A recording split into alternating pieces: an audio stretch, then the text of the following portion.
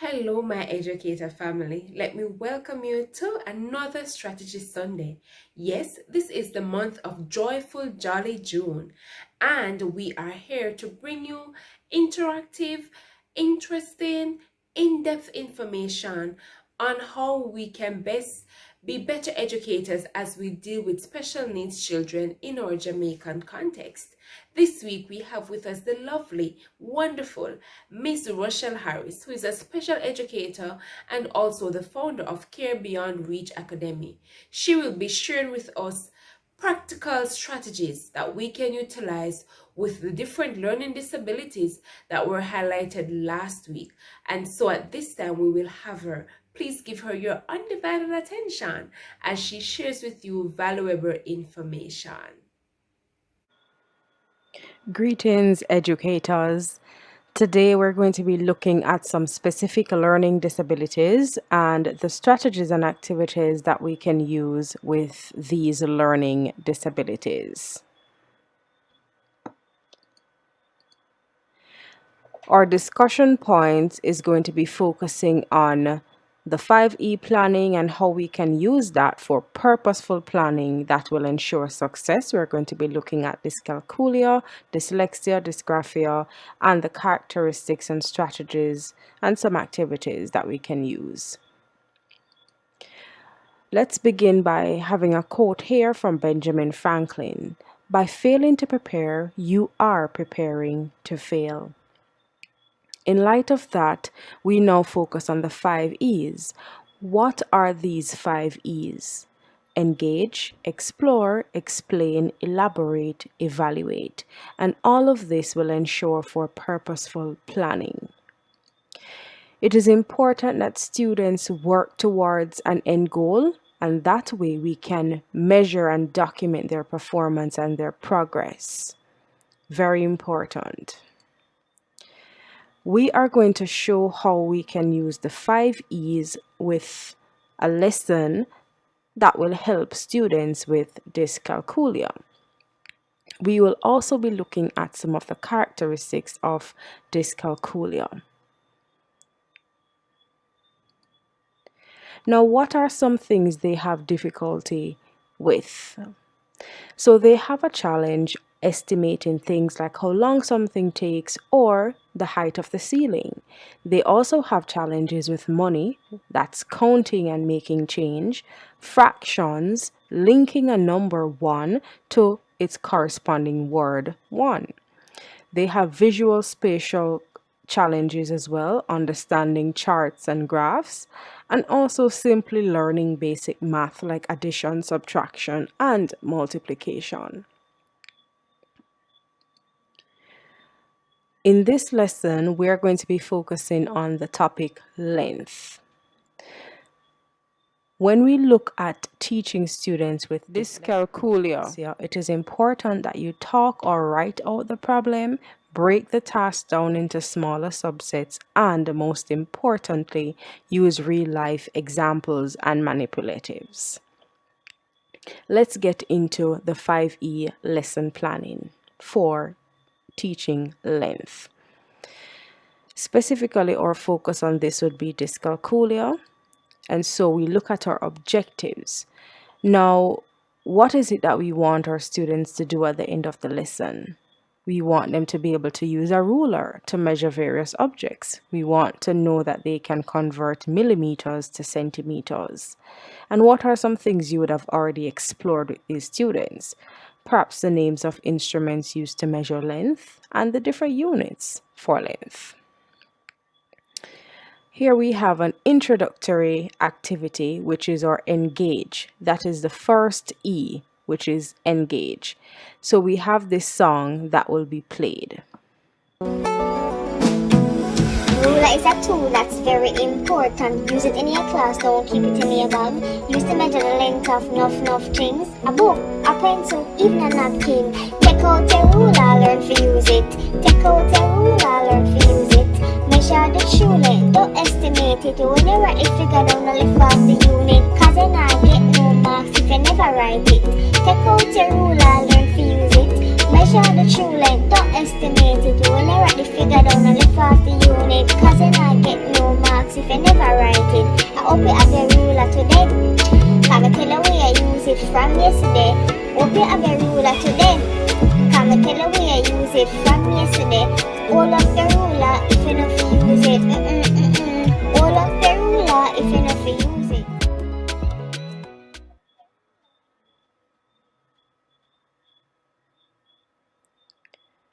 One of the most important things to do is to utilize something interesting and attention grabber for our students. Now, culturally, we are a people of music and dance, and so we can bring that to the classroom, make it something that our students can relate to, that they enjoy. And music is something that's very, very useful and impactful in the classroom. And so we start our engagement activity with a dub poem, which is what we just listened to. So it's telling them that, listen, you were told to bring your ruler yesterday, make sure you have it today. The ruler can be used to measure so many things. So that's what this engagement activity is about. Showing them that they can use a ruler to do several things, to measure several things. Once we complete that engagement activity, we want to keep that momentum. So again, we explore some things further relating to measurement and the ruler. Here we can talk about track and field. So that is something again that we hold dear to our hearts in our Jamaican culture. They can relate to track and field. Many of our boys and sometimes our girls too will relate to our track stars, and they look up to them as their role models. So we can use some things that are relevant to them in the classroom. So we look at the diagram of a running track. You can post this on the board. If you're face to face, you can actually have a chart. You can project it on the board using the projector, or you can use a computer screen if it is that you are doing it online. Most importantly, if you can take students to an actual track, that is also something very, very useful for students with dyscalculia. After you engage them in that conversation about track and field and using those examples, then you can ask them to name one of Jamaica's best sprinter, right? And the events he or she would have participated in. And of course, let them know that you're focusing on a 100-meter event. So you can zone in on different things that you are going to be using the ruler to explain. After you do that, now you show them the key focus question of this lesson. So you want them to be able to use the ruler. How can measurement help you to justify? Because you're teaching them more than just academics here. You're teaching them skills and ways how to effectively put an argument and communicate. So this is the statement. Persons in the United States are saying that Usain did not cover 100 meters in 9.58 seconds. He only covered 70. How could you prove that he actually ran 100 meters and not 70 meters? So we look at the applicability of measurement here in track and field. What do we have our students do then? So we then take that discussion and show them that the ruler, the tape measure, these are instruments that can be used to measure length. You ask them to observe instruments that are used to measure length. So you will have these manipulatives or pictures of these instruments in the classroom, or the actual instruments in the classroom. You can then ask them the questions that follow. Which of the instruments would they use to measure the book, the bed, the class corridor? And you ask them to explain why. Again, you want to integrate the 4 C's in your lessons too. So which instrument would you use and why? They give you their responses here. Then you have to remember that students with dyscalculia will need constant revision. So you might have taught these topics in relation to measurement previously, but you want to bring it into the present lesson and you want to make it relevant. So you ask them, what does the M mean in 100 meters, right? You want them to be able to communicate that and understand that, right? And then you ask them again, what are some other units that we could use when measuring length? Having done that, now you give them the opportunity to practice. In practicing, you can instruct them now to take out their ruler, observe it. What is it that you see on this ruler? What can you tell me about this ruler? And then in doing that, now you allow them to communicate a part of the 4 C's that we need to establish in the classroom. You ask them to share what they have observed about the ruler. After they share what they observe about the ruler, you can then have your own chart with the ruler. You can also have a digital ruler that is shown on the screen depending on your mode of delivery, whether it's face-to-face or online. Either way, it can be effective in both circumstances. Once they have the actual things around them, they are better able to retain the information. So you want to know that you have this ruler to use as demonstration. What are the goals and objectives of posting up this ruler? What do you want them to do?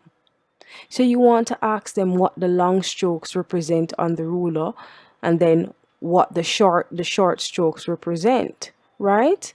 And then of course you want them to be able to identify how many millimeters are present in 1 centimeter, and so they can keep doing this. So you are demonstrating it, they're doing it in the class together, and so they're able to understand what conversion is, what it means, to move from a smaller unit to a larger unit. Having done that, you elaborate even further. And then again, to practice the 4 C's in the classroom, you allow them to work collaboratively. So they're going to be estimating and measuring. And remember that when you group students, you can group them based on their ability. So not all students are going to be the best at something. So you group them based on their ability, which helps them to foster positive relationships and refer to accountability. So here's the activity that they'll do in groups. Each student will observe the book. They're working together, but they each have to observe the book independently.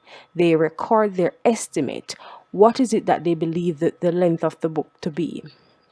That is the individual accountability. So each member in the group has to participate. And then, of course, the positive interdependence is that they can share and work with each other. When they record their response, they fold the paper and each student will hide their response now and pass that on, right? And you demonstrate what that would look like in the classroom. So this is like a round robin. If it were, let's say, virtual, you could use breakout rooms and Google Docs or something that's collaborative like a Padlet that they can work together on. You can look at communication skills now, where each group member will discuss and analyze each of the estimate that the members would have written on the paper. Choose the best one. You would have observed your ruler and looked at the measurements on your ruler. How long do you think this book is? What's the length do you think this book could be? And so they are now able to critically analyze and then communicate. When they do that, now you give them the opportunity to test and prove if their estimate was close enough to the real thing. So they can actually use the ruler now to measure the book and see how close they were to the actual measurement. So that's practice.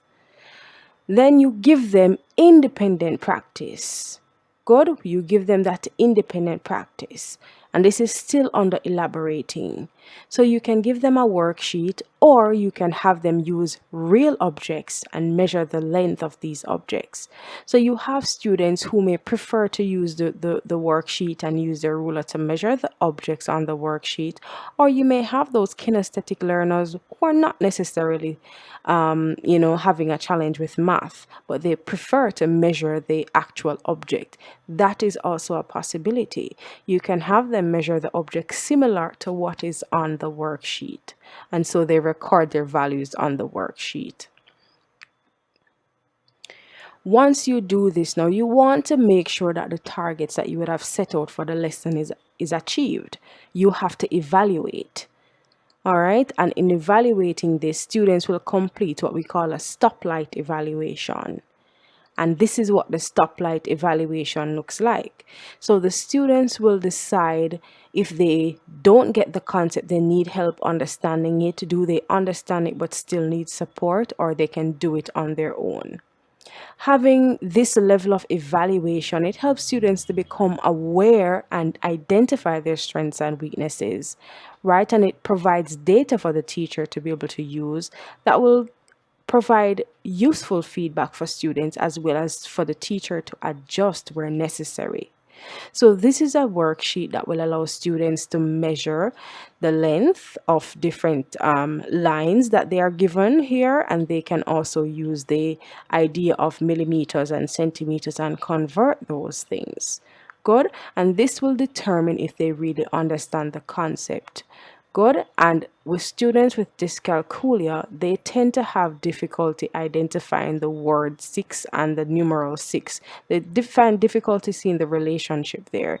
And so you notice both the word and the number 6 is written on the worksheet. The word 2 and the number 2 is written, so they see the relationship, and you give them the practice so it becomes a part of them.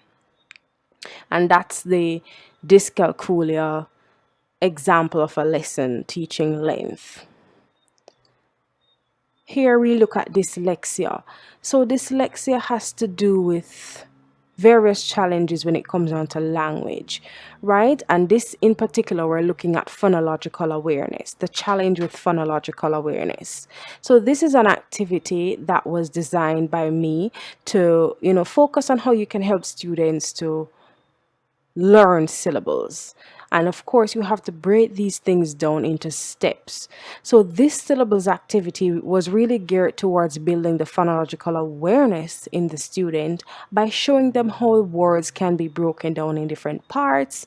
And they tend to have challenge with multisyllabic words. So what it does, it improves that area of weakness and remove that fear and that anxiety. So you want to be able to use real manipulatives. You can use a toy banana or a real banana, and of course they can have the banana when they cut it afterwards. So you want to use these tangible things, these manipulatives, and each syllable would be one piece of the banana. And so you have them do this. They can use the worksheet or they can use the manipulatives. Good. So you want them to be able to identify the steps. Look at the word, break it apart into syllables, write each syllable in a different box, and each of the box will represent a part of the banana. So you practice doing this and reading out the words aloud, and then you read them, to the teacher. Right? So these are some activities that you can use to help build confidence and help students with dyslexia as it relates to phonological awareness. When we look at dysgraphia, they struggle to write clearly, and because of this they have an issue with spelling. Spelling is a major area of weakness for students with dysgraphia. So here we have a maze activity. Again, this one was also designed by me. The maze speller activity is geared towards reducing frustration of writing and forming letters. So what this activity does, it gives them the opportunity to spell the words with very little frustration. So they can use the maze to help them spell the word, but they don't have to worry about writing because it is so frustrating for them, and then it reduces their confidence and defeats the purpose of learning.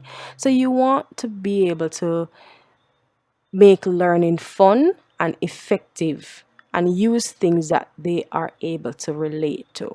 So the maze will help them to spell the word, so they're still spelling, they're not losing out on any academic opportunities, but you reduce the frustration, which leads to low self-esteem and lack of confidence in themselves, and you don't want that for any child. So you want to make sure you use activities that will boost their confidence and help them to improve and perform at a level that is acceptable.